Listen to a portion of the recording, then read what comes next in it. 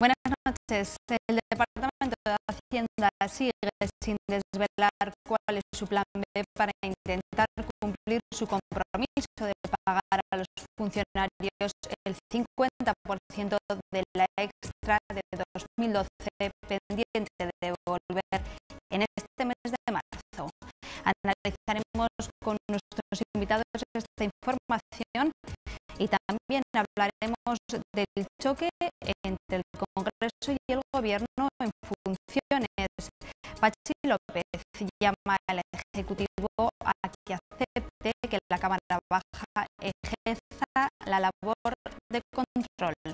Para hablar de estos temas ya nos acompañan esta noche Luisa Broto, vicealcaldesa de Zaragoza. Buenas noches. Buenas noches. Ángel Loren, concejal del Partido Popular en el Ayuntamiento. Buenas noches. Buenas noches. Y Javier Trévez, concejal del Partido Socialista en el Consistorio de Zaragoza. Buenas noches. Buenas noches. Bueno, comenzamos el programa, como les decía, hablando de la extra de 2012 que los funcionarios continúan esperando. Desde Hacienda siguen sin concretar cómo la pagarán. Hay que recordar que ayer Hacienda debería haber llevado al Consejo de Gobierno una modificación presupuestaria para abonar la paga, pero las Cortes, con los votos a favor del Partido Popular y de Podemos, vetaron la fórmula propuesta por Gimeno. ¿Cómo se puede solucionar esta situación? Hay que decir que el pago del 50% de la extra debe hacerse efectivo, como les decíamos, en este mes de marzo. Ángel. Bueno, pues yo creo que lo primero con lo que nos tenemos que quedar es que de unos presupuestos aprobados el 28 de enero, es decir, apenas hace 2 meses, se plantea por parte del Gobierno una modificación presupuestaria de una cantidad tremendamente importante. Estamos hablando de 50 millones en un caso y unos 10 millones aproximadamente en otro. Es decir, si ya se conocían con anterioridad a la confección de los presupuestos, ¿por qué no fueron recogidos esas cantidades en los presupuestos? Es una pregunta que todos los aragoneses deberían hacerse. Como esta situación ya fue denunciada por el Partido Popular e incluso se plantearon enmiendas efectivamente a esos presupuestos que entendemos que no son reales y que no reflejan la realidad en modo alguno de nuestra comunidad, no nos sorprendía que esa modificación se trajese. En el fondo, ese reconocimiento al fracaso que supone llevar la modificación de los presupuestos nos lleva a que, estando de acuerdo con el fondo del asunto, es decir, que hay que modificar esos presupuestos para que efectivamente se ajusten a la realidad, lo que no estamos es de acuerdo con las formas. Y no estamos de acuerdo con las formas porque esos presupuestos que no eran correctos y que ha habido que modificar y que esa modificación se lleva a las Cortes para su control, ¿qué sucede? ¿Qué es lo que tienen? Pues que vienen y se detraen de asuntos sociales, de bibliotecas, de colegios, y en eso no estamos de acuerdo. Estamos de acuerdo efectivamente con que esa modificación presupuestaria debe realizarse, pero no estamos de acuerdo de dónde deben venir esas partidas.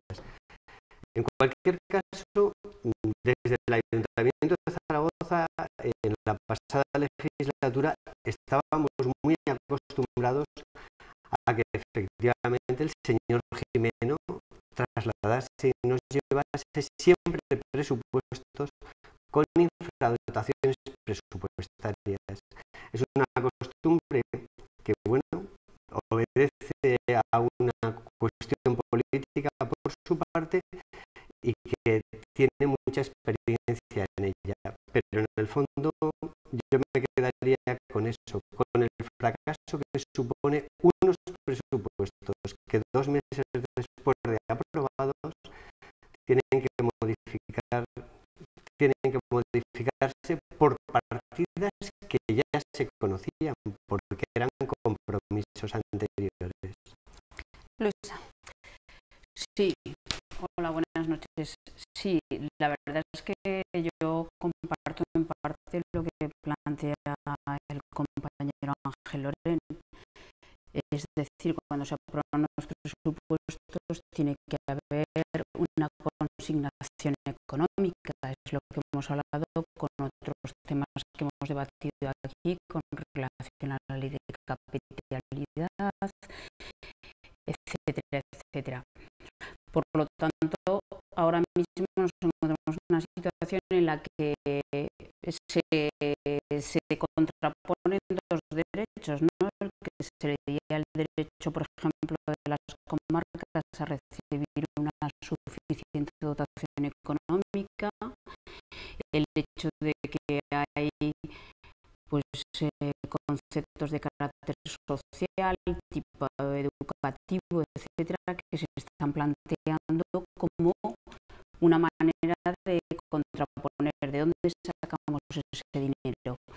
Y el planteamiento que desde aquí yo hago es que creo que el Gobierno de Aragón evidentemente tiene otros capítulos en los cuales puede traer esa cuantía económica. Es verdad que hay una modificación presupuestaria, para mí eso no es grave, quiero decir que no creo que sea un fracaso.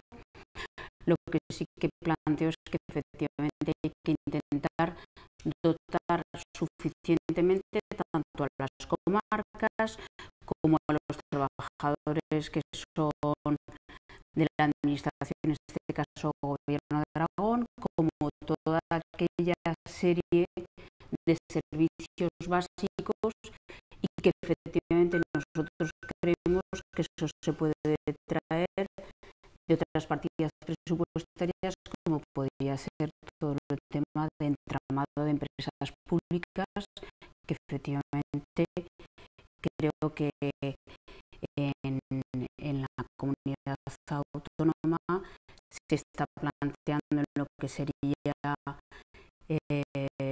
la Diputación algún planteamiento en este sentido, y esa es la parte que creo que se tiene que intentar,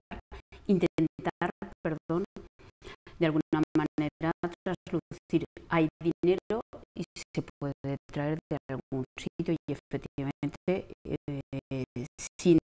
sin hacer elegir a los partidos políticos que están ahora actualmente representados de dónde, sino que hay que hacerlo. Javier. Pues varias cuestiones. Primer punto, calificativo, sorpresa, asombro e indignación. Eso es lo que me causa personalmente, y nos causa al Grupo Socialista. Segunda cuestión. Bueno, aquí están los culpables de que los funcionarios no vayan a cobrar en marzo, seguramente. Esta es la nueva pinza. Podemos, Partido Popular, se han puesto de acuerdo para que ese derecho, ese dinero que se quitó en 2012 por el Partido Popular, que curiosamente el propio Partido Popular a nivel nacional ya ha restituido y ha dicho que sería bueno que se hiciera, pues tendrán que explicar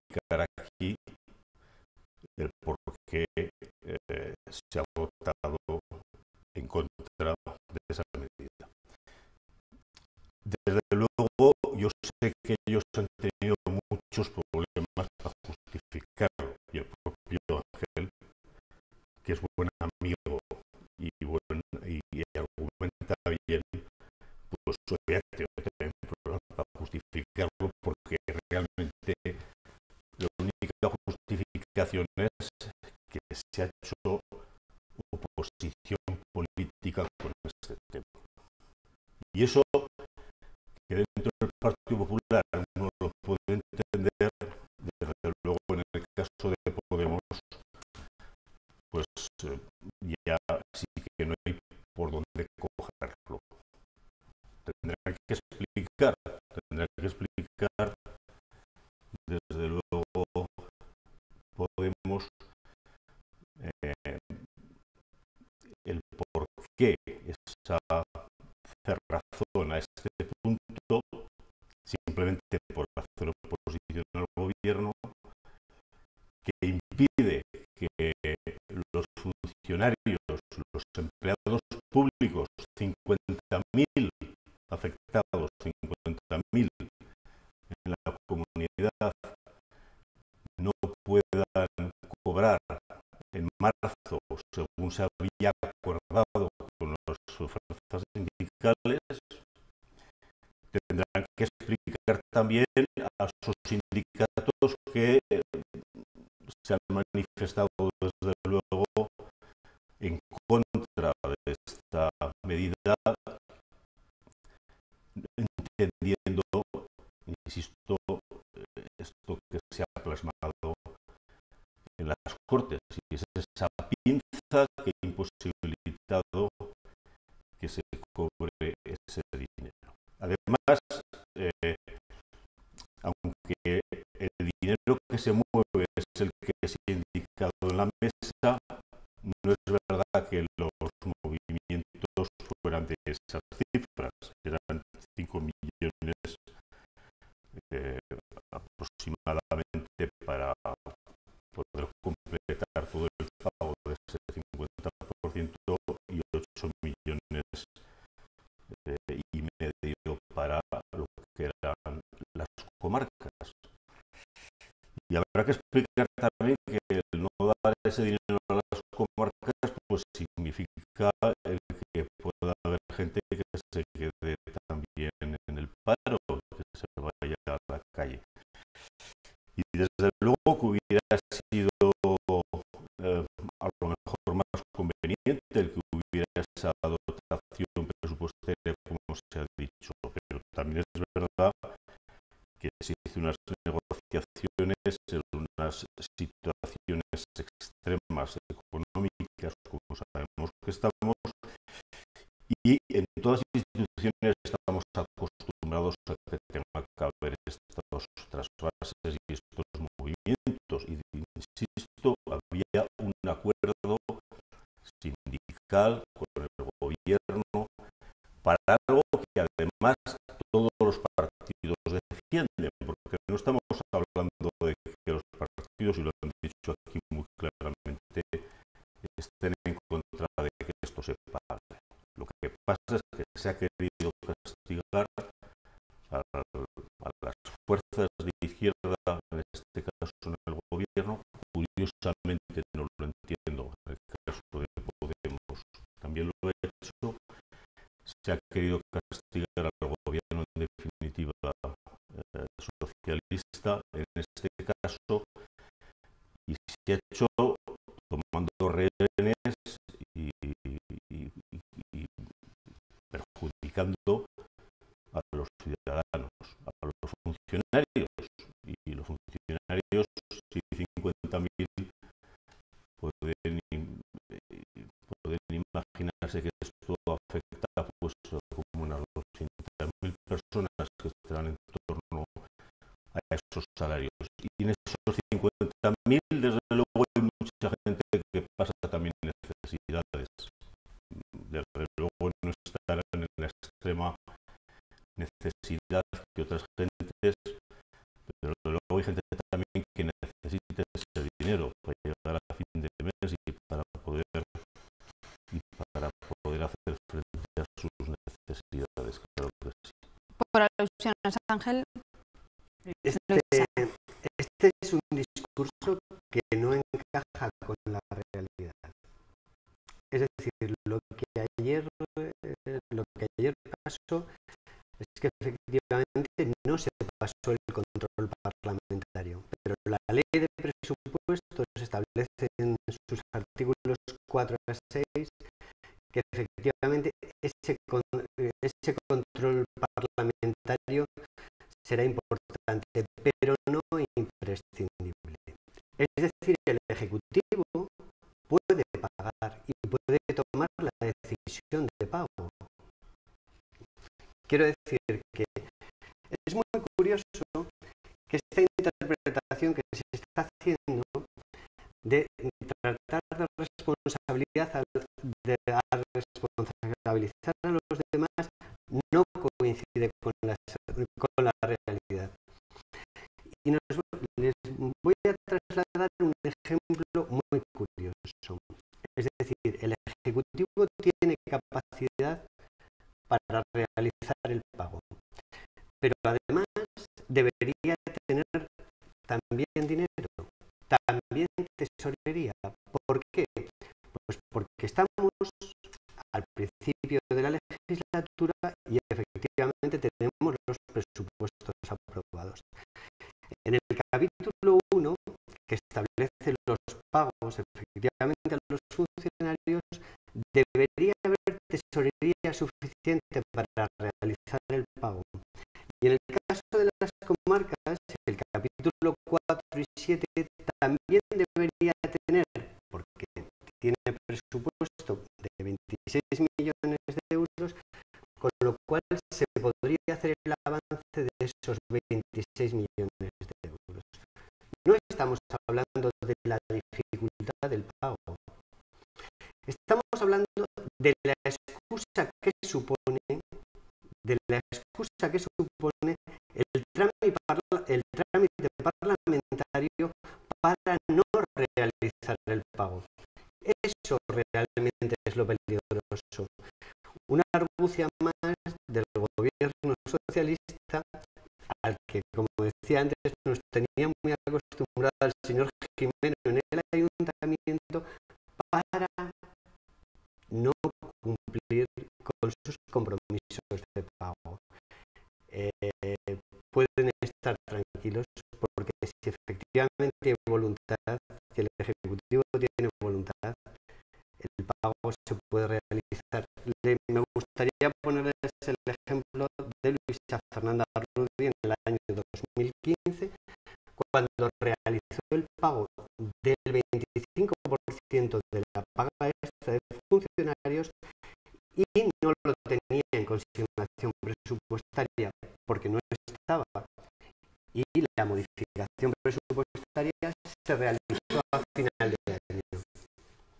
Luisa. Sí, yo también quiero dar aquí un mensaje de tranquilidad porque creo que no se puede contraponer los derechos de los usuarios con respecto a los derechos de los trabajadores que prestan esos servicios. Me refiero a educación, sanidad, servicios sociales, todo lo que está articulado a través de las comarcas, que evidentemente en esta comunidad autónoma tiene un peso muy grande porque hay comarcas que efectivamente están en entidades, poblaciones muy diseminadas y el servicio realmente es esencial.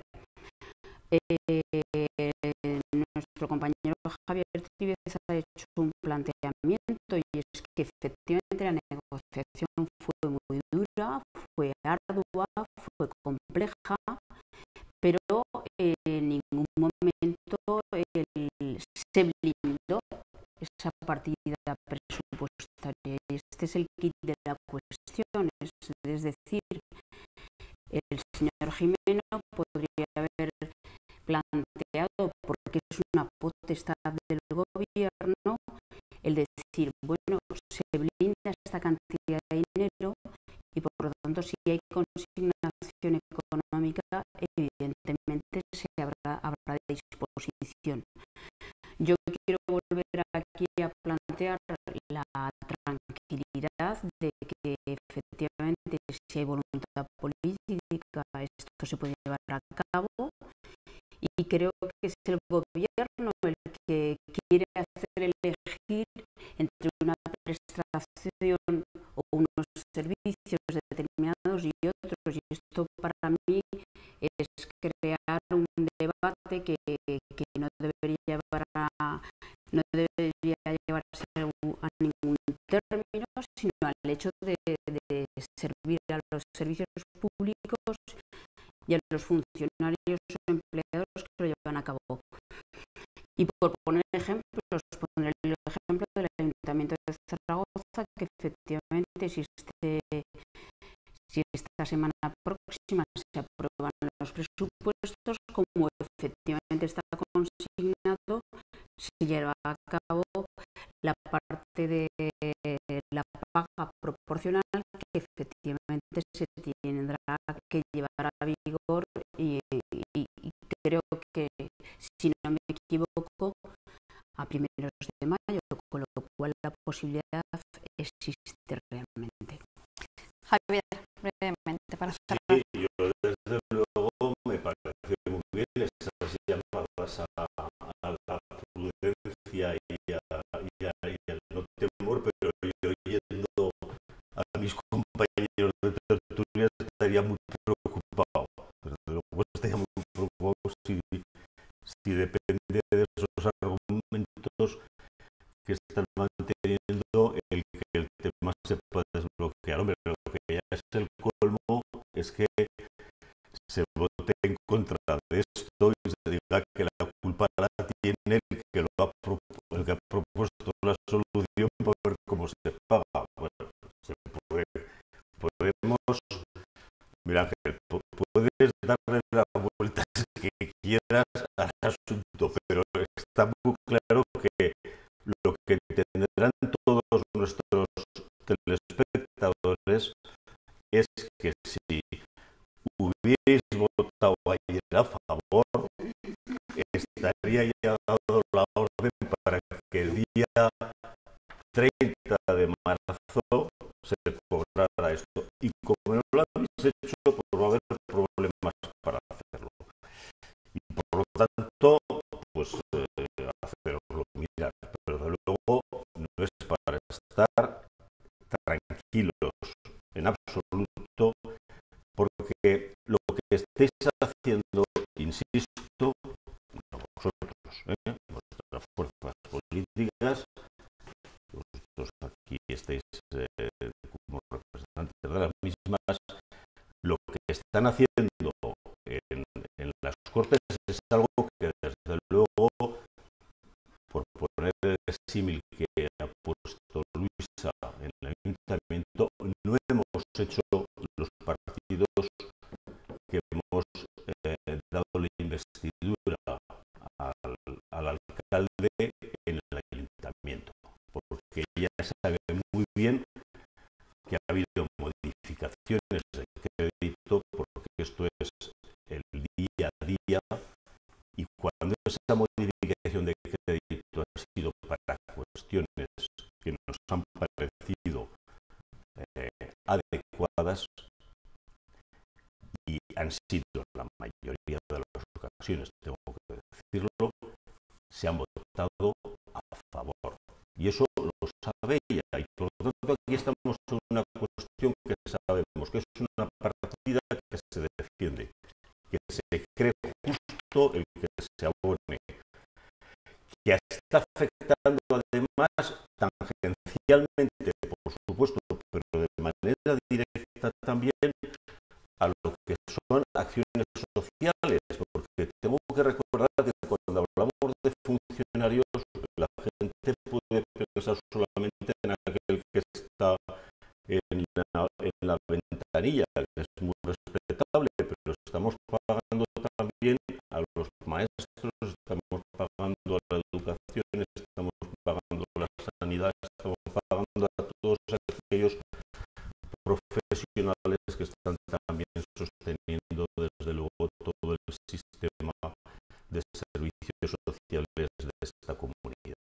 Y a esto se les está poniendo, en este caso, como digo, pues palos en las ruedas de su buen funcionamiento económico. Bueno, dejamos aquí la devolución de esa paga extra. Vamos a seguir con el programa. Toca hablar de política nacional. El presidente del Congreso, Pachi López, pidió ayer por carta a la vicepresidenta del Gobierno en funciones, Soraya Sáenz de Santa María, que aceptase que la Cámara Baja puede ejercer la labor de control sobre el Ejecutivo en funciones para evitar un conflicto institucional grave. ¿Cómo lo veis vosotros, Javier, en este caso? Mira, yo lo primero que tengo que decir sobre este aspecto es que esto es una de las, digamos, de los efectos colaterales que tiene la actual situación política en este país.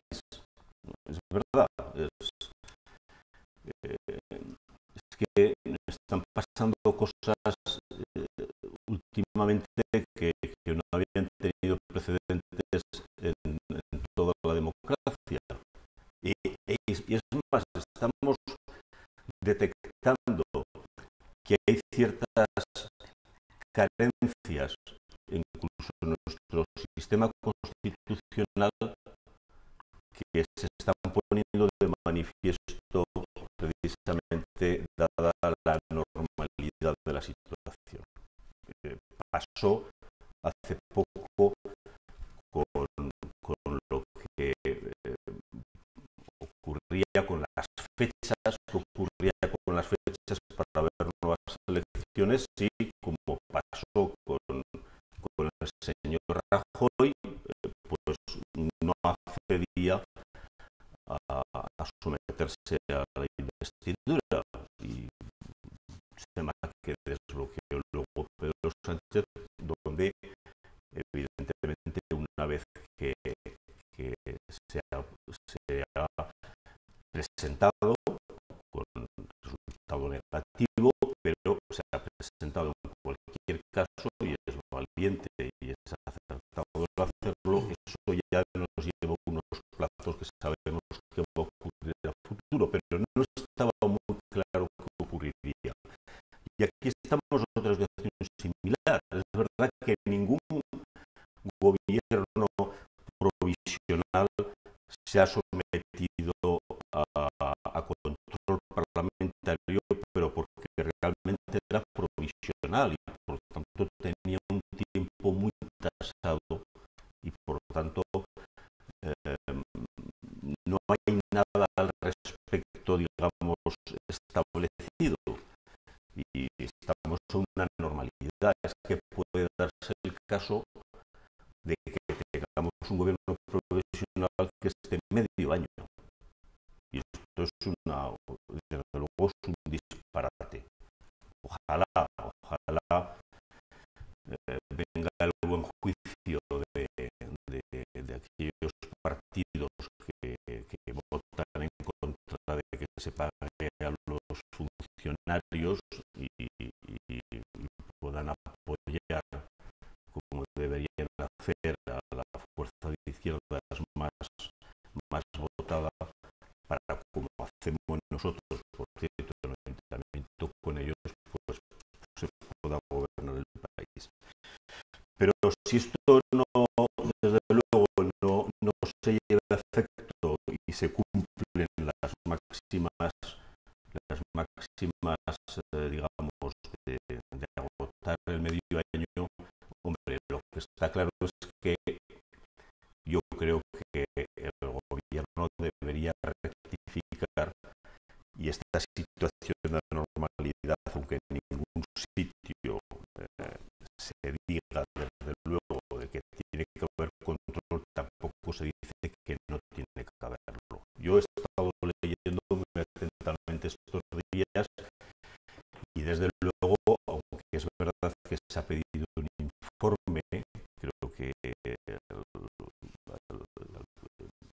lo sabrá mejor Ángel, pero se ha pedido un informe interno, yo creo que es al Departamento de Relaciones con las Cortes, en las que se les dice que no es necesario. Yo sí que he oído a muchos colegas, termino ya, muchos colegas, digamos, catedráticos de Derecho que respaldan esta tesis, que al no haber nada estipulado, desde luego sería conveniente que se hiciera y que no se impide el que lo haya. Yo, desde luego, creo que el gobierno debería en este caso rectificar y dejarse evidentemente controlar en las medidas y en aquellas disposiciones que tiene potestad para hacerlo, que son las del día a día, ¿no? Ángel. Compartir que el calificativo de inaudito, y efectivamente es inaudito, y es extraño. Vivimos un momento muy peculiar. Una de las peculiaridades de este momento es que el partido más votado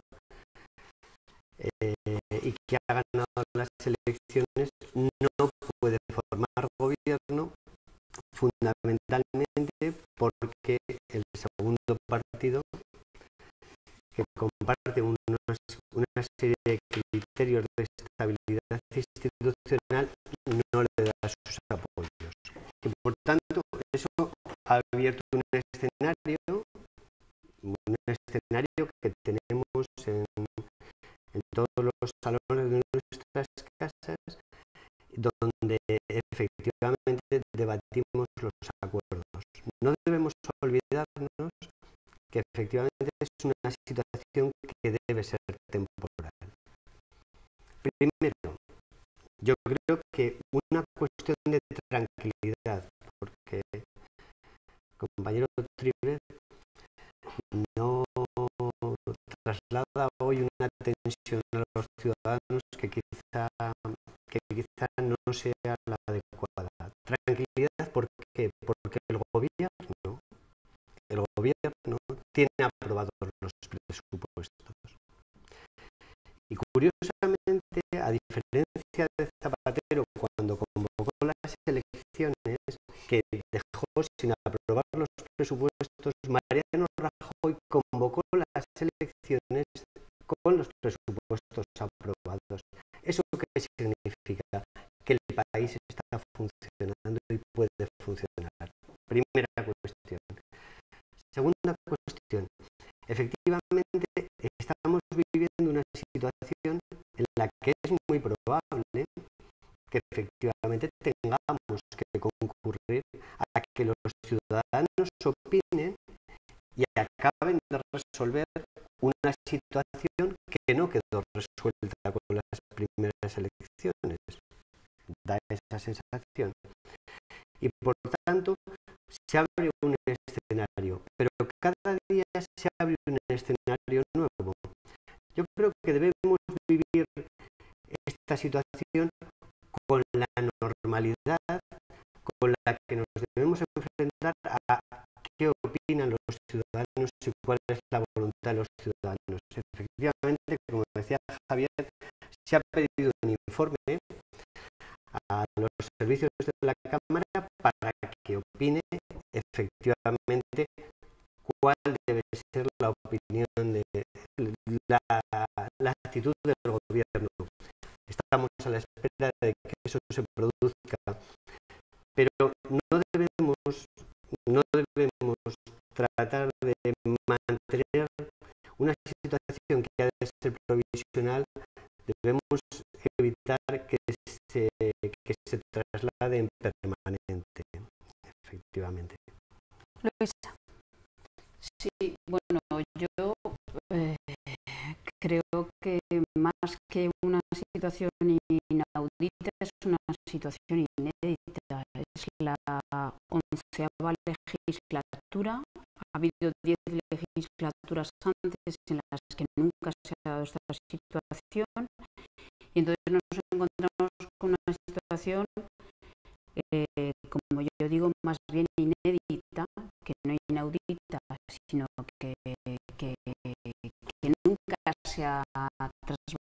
y por lo tanto esto crea ciertas dudas. Las dudas no tienen que ser, cuestionarse cosas no tiene que ser malo en sí, tiene que ser una forma de sondear nuevos caminos, y en ese camino creo que estamos. Fundamentalmente creo que hay una situación de una cámara que tiene un ejercicio de control y que efectivamente está articulando cosas que hasta ahora nunca había tenido que articular, y eso crea cierta sensación de desazón, que no de peligrosidad o de crisis, evidentemente porque se está gobernando y se están gestionando cosas y se están tomando decisiones, y por otro lado está una situación de un gobierno que creamos que hay una situación como una falta de confianza entre uno y otro. A mí me parece que fundamentalmente la situación tendría que estar vinculada a la transparencia, que todos los ciudadanos que están viendo ahora mismo esta situación tengan información permanente y constante para que esto no se judicialice, porque no se dé la sensación de que todo va a tener que llevarse informes, que si el tribunal X va a tener que resolver, porque esta sensación lo que produce es un poco si hay que los ciudadanos crean y que hay una situación un poco de indefensión o de que no se sabe por dónde se va. Yo creo que efectivamente todas las decisiones que se tomen tienen que ser transparentes, tienen que ser transmitidas en tiempo y forma correcta. Por ejemplo, luego seguramente hablaremos del tema de refugiados. Eso es una posición concreta en la que ha habido un posicionamiento de la Cámara. Yo creo que eso es lo que da tranquilidad. Es un intervalo inédito, como he dicho antes, pero efectivamente la Cámara tiene unos órganos de control y tienen que funcionar. Yo intentaría, o creo desde mi posición concreta, que no hay que llevarlo todo a informes, porque esto sí que se puede trasladar en el tiempo y puede ser que cuando lleguen esos informes realmente ya no sea necesaria su valoración. Creo más en la voluntad política y en el hecho de que el arco político ahora mismo representado, que es reflejo de la ciudadanía, tenga la información directa y concreta para que los pasos que se vayan dando sean en la medida del bienestar de los ciudadanos. Me remito al hecho concreto de los refugiados porque hoy hemos estado en una concentración y efectivamente pone gala un posicionamiento en el que ha habido un refrendo de todo lo que sería el arco político, y evidentemente ahí hay una coincidencia. Vamos a destinar los últimos minutos de nuestro programa, nos quedan 3, uno para cada uno, hablando del tema de los refugiados, como citaba ahora mismo Luis Broto. Hoy el ministro de Exteriores en funciones, García Margallo, ha dicho que la Unión Europea está gestionando esta crisis francamente mal y que ha actuado cuando el agua le ha llegado al cuello, según sus propias palabras. ¿Estáis de acuerdo? Luisa, comienzas tú, Ángel, y cierra Javier. Sí, estoy completamente de acuerdo. Yo creo que desde la posición que me toca ahora mismo de gobierno municipal y de la ciudad de Zaragoza, vuelvo a insistir en que los pueblos y las ciudades son los que están planteando la sociedad civil una reclamación con relación a esta Unión Europea, una Unión Europea que hasta ahora ha hecho gala de ser defensora de los derechos humanos y civiles. Estamos hablando de personas que están huyendo de un conflicto, no estamos hablando de cualquier otra situación, es decir, hay derechos internacionales de la Convención de Ginebra que avala este derecho, que tienen de ser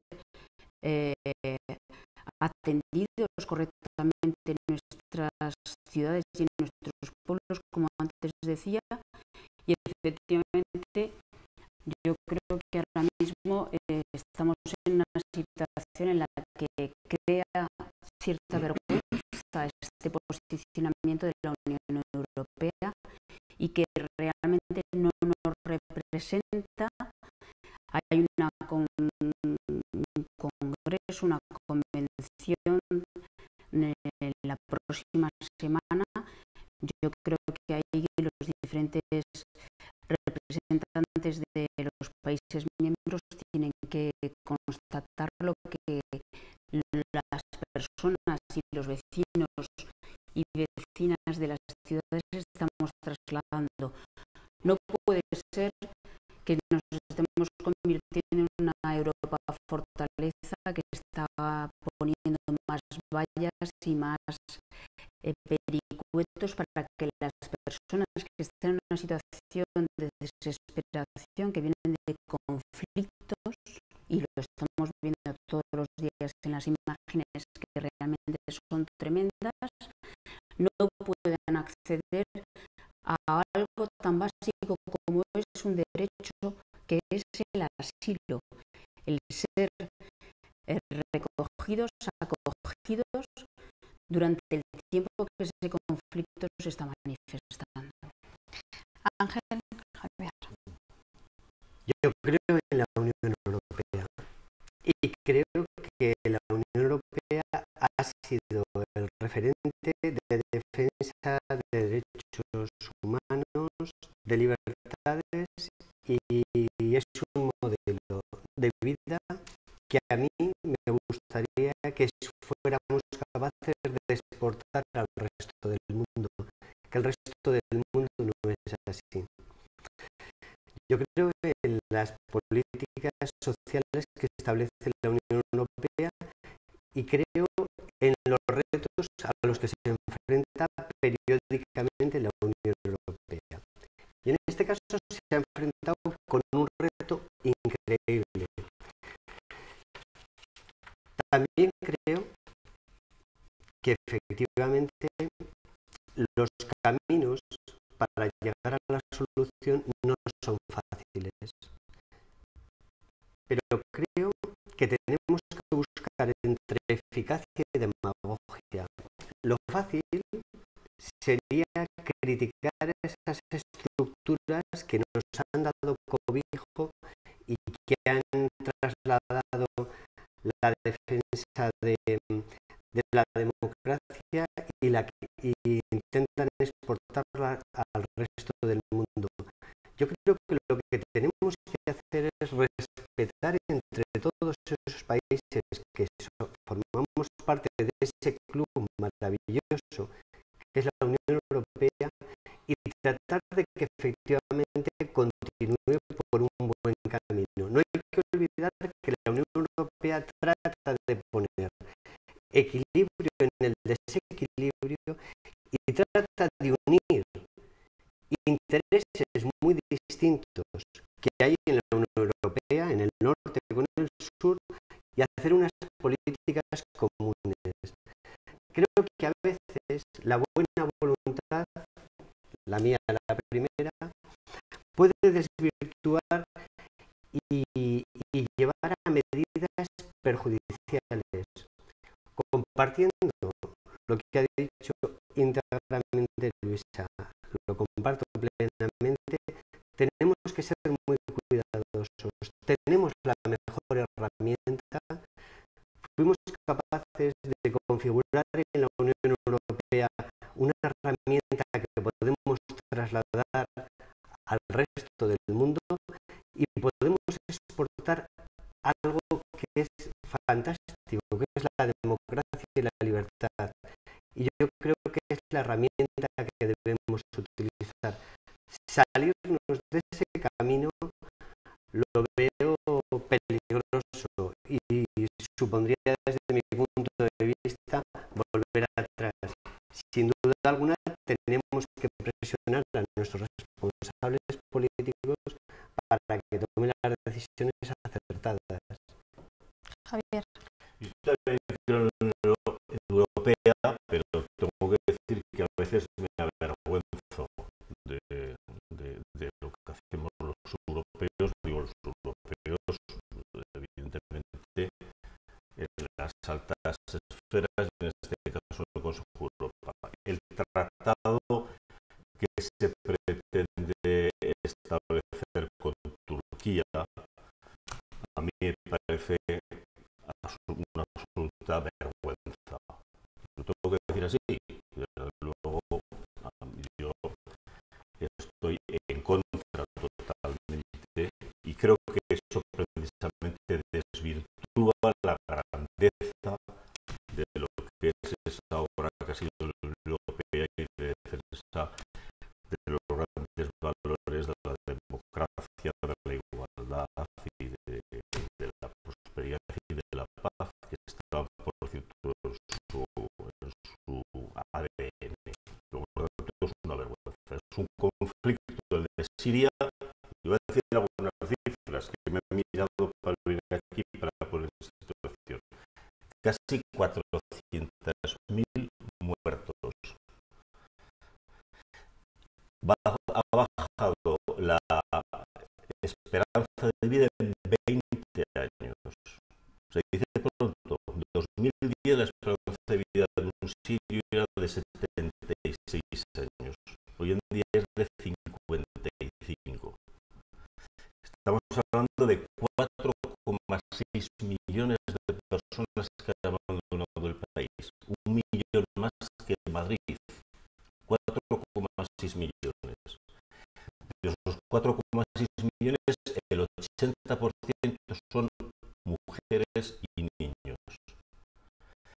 Y que ante un drama de esta naturaleza, desde luego, pongamos la vista a otro lado o tengamos las cifras reales, que creo que hace poco teníamos 18 refugiados acogidos en España, de 18.000, 18, o sea, ya me olvidado los ceros de después, pues desde luego me parece simplemente vergonzoso. Ojalá todos los grupos, yo creo que ha habido intento de llevar un acuerdo común el jueves y me parece que se ha alcanzado hace pocas horas un acuerdo y eso me satisface también, porque yo creo que nosotros tenemos que estar unidos todos frente a esta injusticia y esta salvajada. Efectivamente, con ese mensaje nos quedamos como siempre. Muchísimas gracias a los tres y a ustedes. Les veo mañana. Adiós.